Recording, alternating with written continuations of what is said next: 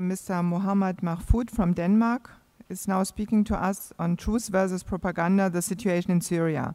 Mr. Mahfoud is the president of the Danish Syrian Friendship Society.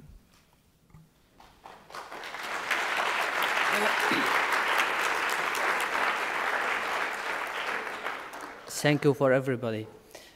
For the first, I will ask you to excuse my English because I used to talk in Danish or in Arabic, but I will do my best.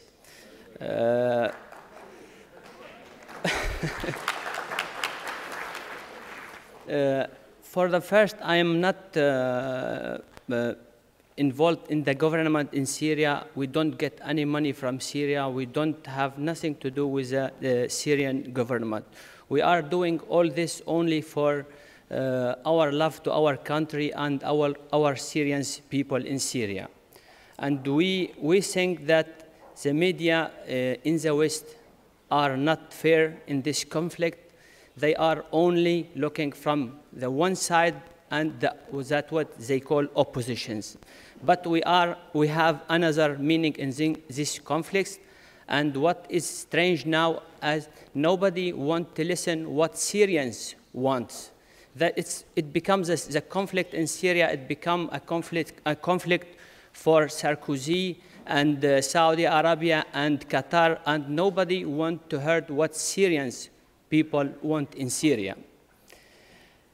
Thank you for giving me the opportunity to be here and for the opportunity to tell you about the situation in Syria these days.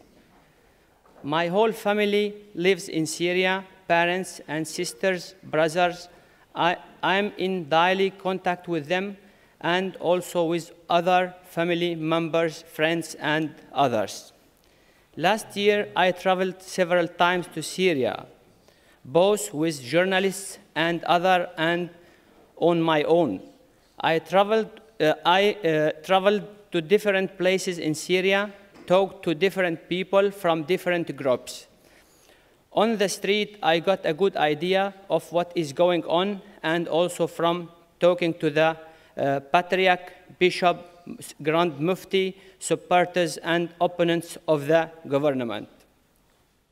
Let's start with what is going on in Brave and how it all started. It started last March, almost a year ago, with demonstration. We have to separate between the peaceful and the violent demonstrations. In some cities where there were smaller demonstrations of peaceful demonstrators who asked for faster reforms. This was accepted by the government, and there became a national dialogue. Then there are the violent demonstrations. This started in Daraa, a smaller town at the border with Jordan. What at the first seemed to be peaceful suddenly changed nature. We heard about people being shot at. In the news, we heard that the police security people shot at peaceful demonstrators, while others said that there were persons who shot at both demonstrators and security people. We soon found out that there was a strange third element. Someone wanted to make it a violent conflict, using the different religious sects as fuel. Also, it became clear that there were many foreign actors, both countries and groups and individuals. Money, satellite phones, huge amount of money, and weapons were smuggled inside. Terrible crimes against civilians started to happen, something absolutely unusual in Syria.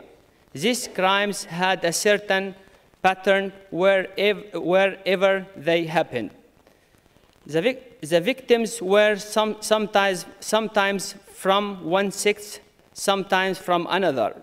But the brutality was the same, and the crimes videotaped their acts and sent it to Al-Jazeera and other channels. The unrest always happened in the areas where extremists and social problems were mixed up. Also, we saw that the whole cyberspace was well established already from the start.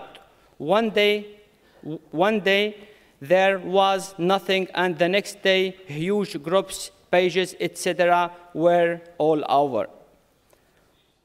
All closely attached to the Muslim Brotherhood abroad. Even they had so-called human rights groups that no one knew of, but became far more important than all the established international human rights groups. The so-called human rights group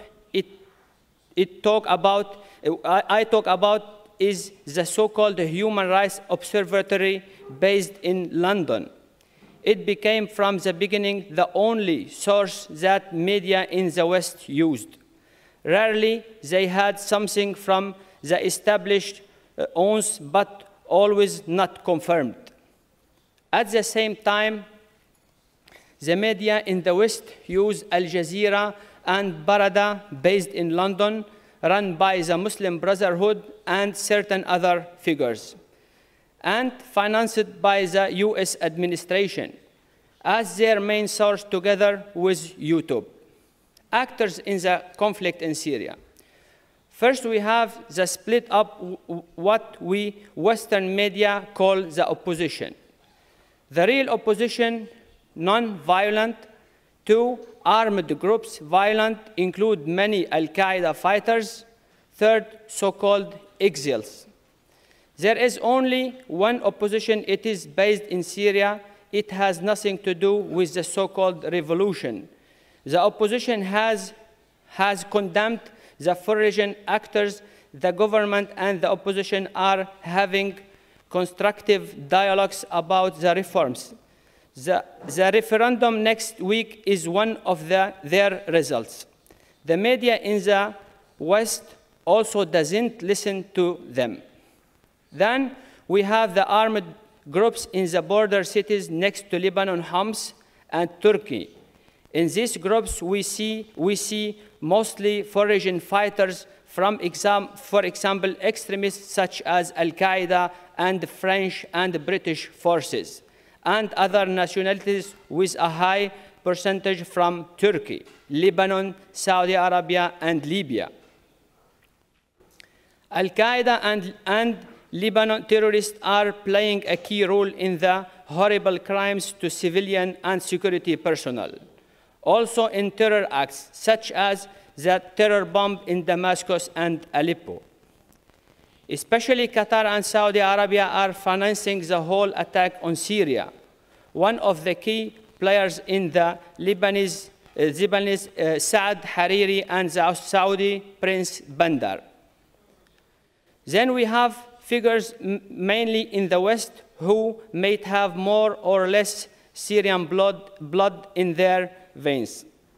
These are the ones that the West is trying to put up front. These are, again, mostly people from the Muslim Brotherhood.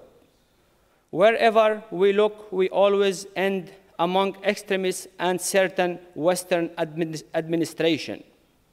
Today, Homs as a center, Homs is next to Lebanon, from where armed groups and weapons are being smuggled into the area called Bab Amro. The other areas in Homs have no problems, but the people are feeling unsafe because of the armed gangs in the town. The armed gangs in Bab Amro have committed terrible crimes on civilians, public figures, and security people. Also, they keep civilians hostage in Bab Amro. So one relatively small area where armed, mainly extremist al-Qaeda, are terrorizing people in a country with 23 million, is now getting the whole West in action.